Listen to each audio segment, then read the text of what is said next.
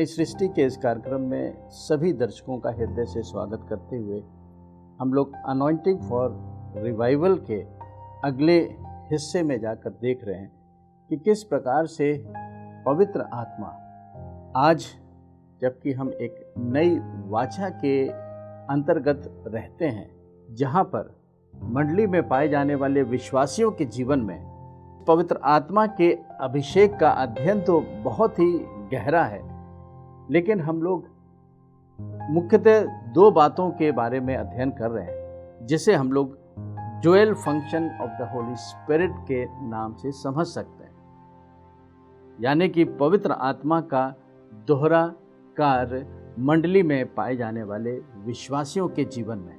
तो जब हम dual functioning of the holy spirit कह रहे हैं, तो इसका मतलब यह है कि पहली जो दशा है वो एक विश्वासी के जीवन में पवित्र आत्मा का अभिषेक आता है, और ये अभिषेक उन विश्वासियों को कुछ विशेष काम करने की योग्यता देता है। फिर इसके बाद एक दूसरा पवित्र आत्मा का अभिषेक है जो मंडली में पाए जाने वाले सेवकों के ऊपर आता है, जिसे हम लोग 5 फोल्ड मिनिस्ट्री में जाकर के समझेंगे। तो जब हम लोग मंडली के अंदर विश्वासी की बात करते हैं, तो इसे मंडली में पाए जाने वाले हर एक सदस्य को समझना चाहिए कि क्या उसका दर्जा एक विश्वासी का है कि नहीं। और ये स्टेटस जो है वो किसी के प्रचार करने या किसी के शिक्षा देने के अनुसार नहीं होना चाहिए, लेकिन ये जो बिलीवर या विश्वासी का स्टेटस है वो परमेश्वर के वचन के अनुसार होना चाहिए। आज बहुत सी मंडलियों में विश्वासी के बारे में चर्चा नहीं होती। मंडलियों के सदस्यों को इस बात की जानकारी होती है कि उनके पुरखा जो थे वो मंडली में बड़ी बड़ी पोजीशंस को होल्ड किए थे, और उनका अपना ये भी मत है कि वो किसी भी मंडली के एक नामधारी सदस्य हैं, इसलिए उनका एक मंडली के अंदर राइट है। ये सारी सांसारिक बातें हैं जिसका कि वचन से कोई भी ताल्लुकात नहीं है। मंडली में सदस्य होने के लिए आज बहुत से नियम और बहुत सी विधियां ठहराई गई हैं। कहीं पे लोग बालकों के क्रिस्टनिंग की बात करते हैं, कहीं डेडिकेशन की बात करते हैं, कहीं पे बैप्टिज्म की बात करते हैं, कहीं पे वाटर बैप्टिज्म की बात करते हैं, कहीं पे कन्फर्मेशन की बात करते हैं, और भी बहुत सी परंपराएं और विधियां या ट्रेडिशंस हमारी मंडलियों में आ गए हैं, जो कि एक सदस्य को इस बात से सर्टिफाई करता है कि वो मंडली में एक विश्वासी है। लेकिन मसीह की मंडली में इन सारी बातों का बहुत ही कम महत्व है। ये सेकेंडरी चीज़ें हैं, और आगे आने वाले समयों में इसका भी महत्व खत्म हो जाएगा। आगे आने वाले समय का मतलब है कि अब जो पवित्र आत्मा के रिवाइवल से जो मंडलियां बनेंगी, इसमें प्रभु यीशु मसीह इन सब बातों पर ध्यान नहीं देगा, जैसा कि पिछले समय में भी ध्यान नहीं दिया होगा। आगे आने वाली मंडलियां जो हैं वो अलग अलग समाजों से, अलग अलग स्थानों से आएंगी।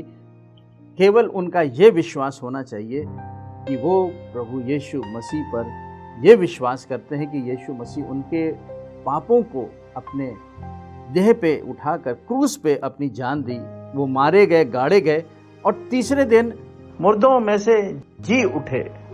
और जिन्होंने उस बिलीफ या उस विश्वास को अपनी ज़बान से डिक्लेयर किया है और ये बोला है कि यीशु उनका प्रभु और मुक्तिदाता है, वो मंडली के बिलीवर्स या मंडली के विश्वासी गिने जाते हैं, ऐसा वचन सिखाता है। क्योंकि इस बिलीवर या विश्वासी के मतलब को समझना सबकी ज़रूरत है, तभी हम लोग पवित्र आत्मा के अभिषेक, उसकी सेवकाइयों, उसकी बुलाहट और उसके कार्यों के बारे में समझ सकते हैं और उसके हिस्से बन सकते हैं। और इस कॉन्सेप्ट को समझने के लिए हमें प्रभु यीशु मसीह के उस वार्ता को जो निकोदेमस के साथ हुई थी उसे समझना है, क्योंकि अनंत जीवन की शुरुआत प्रभु यीशु मसीह ने उन्हीं वचनों से की जो हमें यूहन्ना रचित सुसमाचार उसके 3 अध्याय के 5, 6, 7, 8 पदों में पढ़ने को मिलेगा।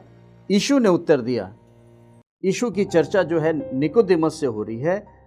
ये निकोदेमस जो था वो यहूदी समाज का एक बहुत बड़ा रब्बी था, पुरानी व्यवस्था का जानकार था। और जब उसने प्रभु यीशु मसीह के जीवन में उन महान आश्चर्य कर्मों और चमत्कारों को और उसके वचनों को सुना जो अधिकार के साथ प्रभु यीशु मसीह सुनाते थे, तब वो रात में प्रभु यीशु मसीह के पास आकर के उस परमेश्वर के राज्य की चर्चा करता है। और फिर प्रभु यीशु मसीह उसे उत्तर देते हैं कि मैं तुमसे सच सच कहता हूं कि जब तक कोई मनुष्य जल और आत्मा से ना जन्मे तो वह परमेश्वर के राज्य में प्रवेश नहीं कर सकता। तो कौन है वो जो परमेश्वर के राज्य में प्रवेश कर सकता है, जो प्रभु यीशु मसीह उसे 6वें अध्याय में बता रहे हैं। क्योंकि जो शरीर से जन्मा है वह शरीर है। ये तो एक सत्य है जो प्रभु यीशु मसीह बता रहे हैं, ये एक फैक्ट है, इसमें कोई भेद की बात नहीं है। हम सब जानते हैं जो शरीर से जन्मा है वो शरीर है। लेकिन यीशु मसीह ने कहा मैं तुम्हें सच सच बता रहा हूं। तो असली सच जो प्रभु यीशु मसीह कह रहे हैं वो कह रहे हैं और जो आत्मा से जन्मा है वह आत्मा है। इंग्लिश के वर्जन में है what is born of means from the flash is flash. Flash का मतलब है of the physical is physical and what is born of the spirit is spirit. Born of spirit, spirit में जो S है वो capital है, यानी कि वो आत्मा के बारे में बता रहा है। और वो आत्मा जो उस आत्मा से जन्म लेता है, यानी कि मनुष्य की आत्मा का नया जन्म, वो स्मॉल एस से लिखा हुआ है। यानी कि परमेश्वर के आत्मा के द्वारा मनुष्य की आत्मा का नया जन्म होना, और यही जन्म का होना ही नया जन्म है। और इसी जन्म को देने के लिए ही प्रभु यीशु मसीह इस संसार में आए, जिसे बॉर्न अगेन कहते हैं। जब तक किसी मनुष्य की आत्मा का, जिस आत्मा के साथ वो शरीर में जन्म लिया है, उस आत्मा का नया जन्म नहीं हो जाता परमेश्वर की आत्मा के द्वारा, तब तक उसने नए जन्म को नहीं पाया है, यानी कि उसका उद्धार नहीं हुआ। और ये यीशु मसीह का जो सत्य है उसने निकोदेमस को भी परेशान कर दिया। जैसा 7 पद में लिखा हुआ है, अचंभा ना कर कि मैंने तुझसे कहा कि तुम्हें नए सिरे से जन्म लेना अवश्य है। आज संसार की सारी जो फिलॉसफीज हैं, जो सपोजिशंस हैं, जो उनके अपने विचार हैं, वो सारे खत्म हो जाते हैं जब हम इस सच्चाई को जानते हैं कि मनुष्य का जन्म जब इस संसार में शरीर में होता है तो उसकी आत्मा जो है वो परमेश्वर से अलग होती है, यानी कि वो पाप की दशा में जन्म लेता है। ये एक हकीकत है। पौलुस ने कहा कि सबने पाप किया है और परमेश्वर की महिमा से रहित है। और ये पाप कब किया गया, किसने किया, इसे हम लोग बागे अदन में जाकर के देख चुके हैं, पढ़ चुके हैं कि ये पाप आदम के बीज के द्वारा हमारे जीवन में आ गया। और पाप का ये प्रभाव पड़ा कि हमारी आत्मा परमेश्वर की आत्मा से अलग हो गई। इसी अलगाव को जो है वो आत्मिक मृत्यु कहते हैं, जिसका प्रभाव मनुष्य के इस शरीर में भी पड़ता है कि वो मनुष्य मरता है, यानी अपनी आत्मा प्राण से भी वो अलग हो जाता है। उसका शरीर उसकी आत्मा और प्राण को छोड़ देता है। और इसी पाप की मृत्यु से बचाने के लिए प्रभु यीशु मसीह इस संसार में आए। ये स्वर्गीय योजना है, इसे मनुष्य अपने दिमाग से नहीं समझ सकता। इसीलिए विश्वास के द्वारा मुक्ति है, विश्वास के द्वारा उद्धार है। हम लोग सुनते आए हैं कि इस शरीर को छोड़ने के बाद फिर दूसरा, तीसरा, चौथा कितने जन्म होते हैं। लेकिन प्रभु यीशु मसीह इस सत्य को बहुत सफाई से बता रहे हैं कि मनुष्य जब शरीर में इस संसार में जन्म लिया है तो उसकी आत्मिक दशा जो है वो पाप में पाई जा रही है और वो परमेश्वर से अलग है। और प्रभु यीशु मसीह इसी मनुष्य की आत्मा और परमेश्वर की आत्मा के रिश्ते को स्थापित करने के लिए इस पृथ्वी पर आए और उन्होंने एक रास्ता बनाया कि किसी प्रकार मनुष्य की आत्मा का नया जन्म उसकी आत्मा के द्वारा हो जाए। और इस जन्म में जो स्पर्म है, जो सीड है, जो जीवन है, वो परमेश्वर के वचन में है। जैसे ही एक विश्वासी उस परमेश्वर के वचन को अपने अंदर रिसीव करता है, परमेश्वर का आत्मा उसकी पापमयी आत्मा को खत्म करके यीशु के क्रूस पर बहाए हुए लहू के द्वारा उस मनुष्य के अंदर एक नई आत्मा का जन्म दे देता है। और इसी बात को प्रभु यीशु मसीह निकोदेमस से बोल रहे हैं, जो बहुत ही अचंभित था, ये कैसे हो सकता है। और यीशु मसीह ने कहा कि अचंभा ना कर कि मैंने तुझसे कहा कि तुम्हें नए सिरे से जन्म लेना अवश्य है। Marvel not, do not be surprised, astonished at my telling you, you must all B born anew from above।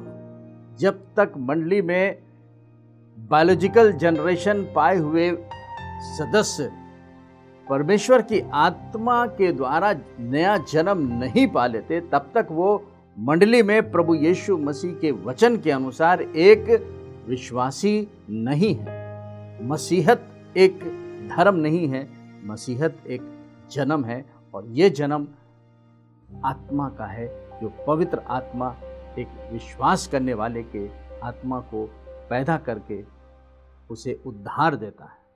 और फिर यीशु मसीह 8वें पद में कहते हैं, हवा जिधर चाहती है उधर चलती है और तू उसका शब्द सुनता है, परंतु नहीं जानता कि वो कहाँ से आती और किधर को जाती है। ये आत्मा के विषय में यीशु मसीह बता रहा है कि आत्मा को, जो अदृश्य है, इनविजिबल है, हम लोग उसे देख नहीं सकते, लेकिन वो है, परमेश्वर का आत्मा है। मनुष्य भी एक आत्मा है, शैतान भी एक आत्मा है।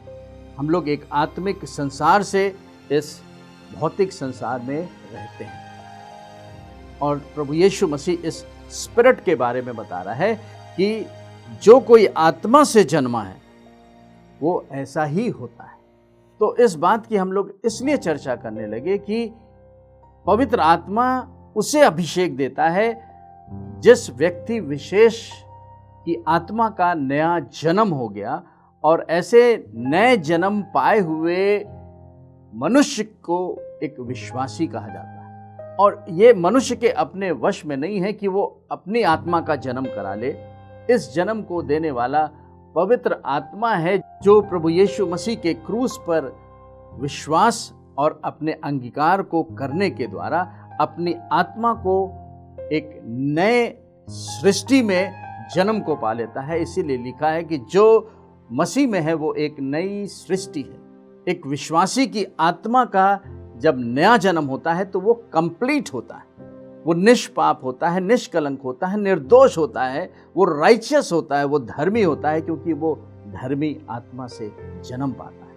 आज बहुत सी मंडलियों में जो समस्या है वो उनकी अपनी आत्मा के उद्धार की नहीं है, क्योंकि उद्धार तो प्रभु यीशु मसीह ने विश्वास के द्वारा उनकी आत्मा का कर दिया, और एक बार कर दिया, वो बार बार नहीं करता है।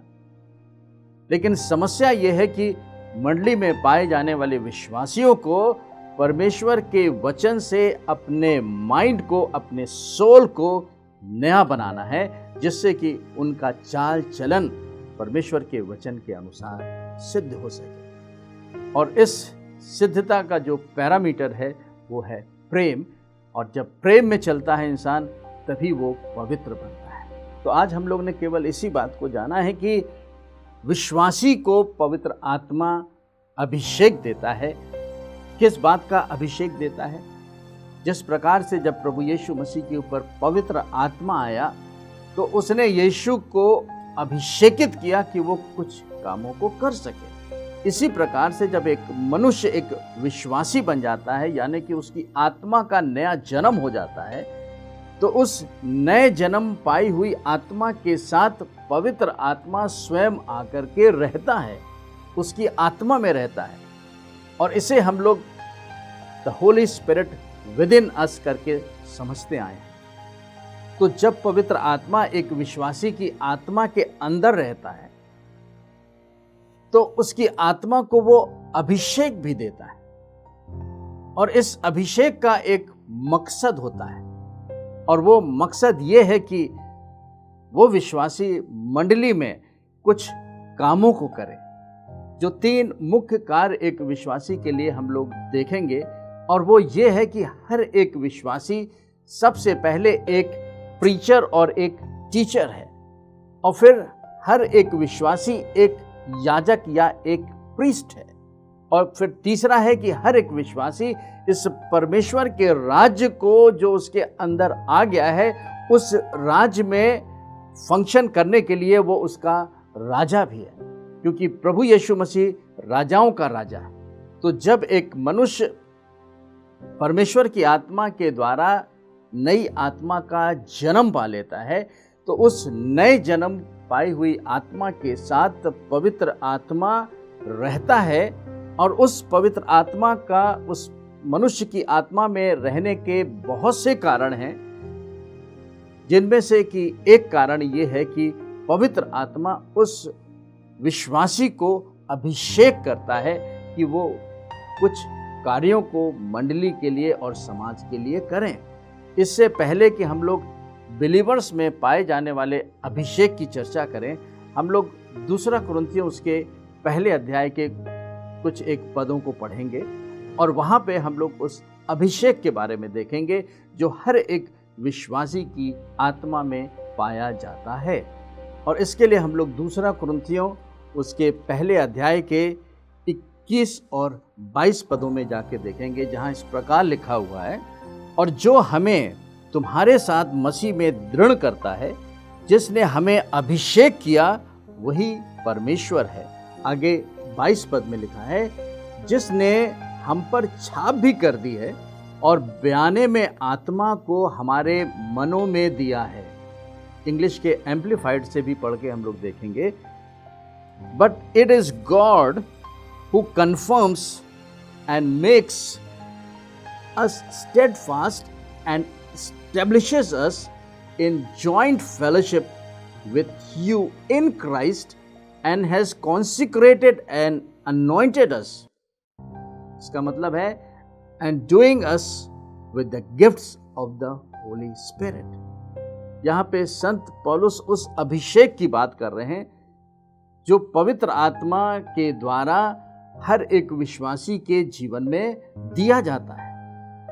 22 पद में लिखा हुआ है, He has also appropriated and acknowledged us as His by putting His seal upon us and giving us His Holy Spirit in our hearts as the security deposit and guarantee of the fulfillment of His promise. यहाँ हिंदी और English के एक word में थोड़ा सा difference है। जैसा कि 22 पद में लिखा है कि उसने हम पर छाप भी कर दी और हमें बयाने में आत्मा को हमारे मनों में दिया है। हिंदी की बाइबल में बार बार जो मन आता है उसका मतलब इंग्लिश की बाइबल में माइंड से है। माइंड जो है वो सोल का कंपोनेंट है, माइंड, विल एंड इमोशंस। इसे जब हम लोग इंग्लिश के वर्जन में देखेंगे तो वहाँ पे लिखा है, giving us his holy spirit in our hearts. और हार्ट्स का मतलब जो है वो इस दिल से नहीं है, हार्ट्स का मतलब हमारी स्पिरिट से है।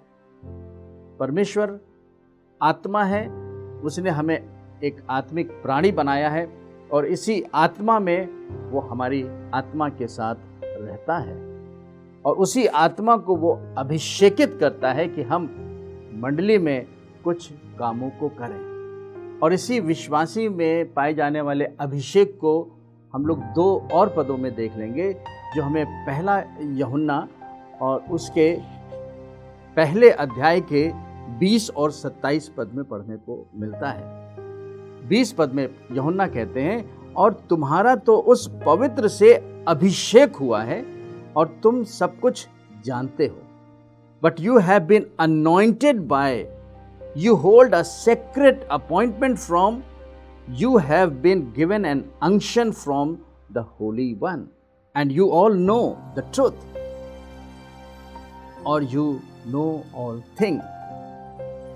क्योंकि सत्य का आत्मा जो है वो उद्धार पाई हुई आत्मा के साथ रह करके उस परमेश्वर के सत्य को प्रकाशित करता है। 27 पद में और देखेंगे, और इसके पहले हिस्से में हम लोग पढ़ेंगे, और तुम्हारा वह अभिषेक जो उसकी ओर से किया गया है तुम में बना रहता है। इंग्लिश में लिखा है, but as for you the anointing means the secret appointment, the unction which you received from him abides permanently in you। तो यहाँ इन तीनों पदों में हम लोग ने देखा जो हमें दूसरा कुरिन्थियों उसके पहले अध्याय के 21 और 22 पदों में पढ़ने को मिला। फिर पहले यूहन्ना के दूसरे अध्याय के 20 और 27 में हमने जाना कि जब एक व्यक्ति विशेष की आत्मा का नया जन्म हो जाता है, उसकी आत्मा परमेश्वर की आत्मा से पैदा हो जाती है, तो पैदा करने वाला जो आत्मा है पवित्र आत्मा, वो उस नए जन्म पाई हुई आत्मा के साथ रहता है, और वहाँ पर वो आत्मा उस व्यक्ति के आत्मा के द्वारा मंडली में कुछ विशेष कामों को कराने के लिए अपना अभिषेक देता है, क्योंकि बिना अभिषेक के कोई भी कुछ नहीं कर सकता, और इस अभिषेक को देने वाला पवित्र आत्मा है।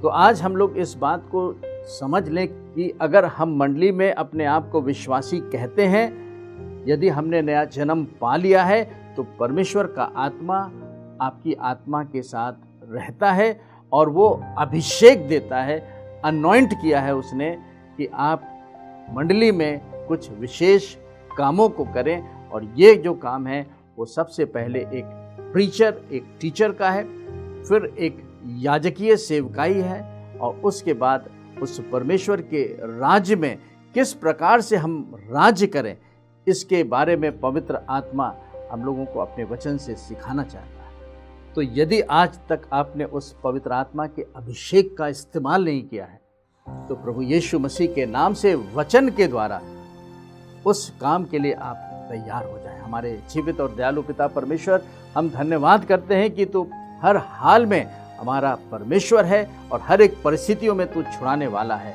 इस समय अपने तमाम दर्शकों के लिए जो तेरी आत्मा के भूखे और प्यासे हैं, यीशु मसीह के नाम से उस आत्मा के अभिषेक को बोलते हैं कि इनके जीवन में उन कार्यों को होने दे जो तूने इनके जीवन के लिए ठहराया है। हर एक बीमारी, रोग, तकलीफ से, शैतानी शक्तियों के प्रभाव से जिससे कि ये बंधे हुए हैं, यीशु के नाम से उस पवित्र आत्मा के अभिषेक को बोलते हैं, जिससे कि शैतान का जुआ इनके जीवन से तोड़ा जाए, ये स्वतंत्र हो और तेरी महिमा परमेश्वर तेरे राज्य में करने पाए। इस प्रार्थना को आपके पुत्र अपने उद्धारकर्ता यीशु नासरी के नाम से मांगते हैं, आमीन। प्रभु आपको बहुतायत की आशीष दे। इस नई सृष्टि के कार्यक्रम को आप लोग YouTube चैनल में भी सब्सक्राइब करके होली स्पिरिट और बहुत से ऐसे इम्पोर्टेंट टीचिंग्स जो कि नई वाचा से संबंधित हैं, न्यू टेस्टामेंट से संबंधित हैं, आप उसे देख सकते हैं, सीख सकते हैं और अपने जीवन में मजबूत विश्वासी बन सकते हैं। प्रभु आपको